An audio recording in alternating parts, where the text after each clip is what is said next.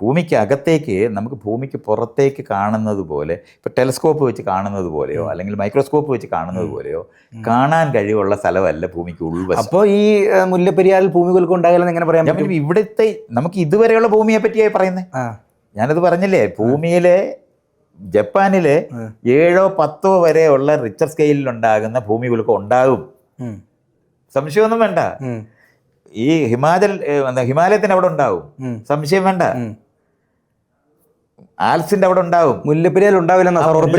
ഈ 7 or 10 ഉണ്ടാകത്തില്ല. ഇല്ല, അത് അങ്ങനെ അറിയണോ? അത്രയാണ് ശാസ്ത്രമുള്ളത്. അതെങ്ങനെ ഉറപ്പിച്ചു പറയാൻ? ഇതാണ് ഞാൻ ഈ പറഞ്ഞോണ്ടിരിക്കുന്നത്.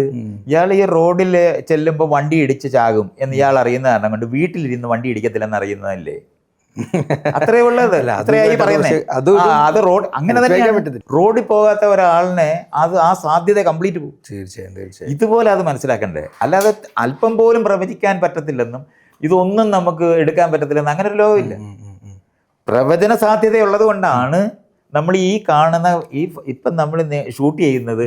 ഇത് കുറച്ച് കഴിഞ്ഞ് നിങ്ങൾ എഡിറ്റ് ചെയ്ത് റിലീസ് ചെയ്യാൻ പറ്റുമെന്നുള്ള പ്രവചന സാധ്യതയുള്ളതാണ്. അതാണ്.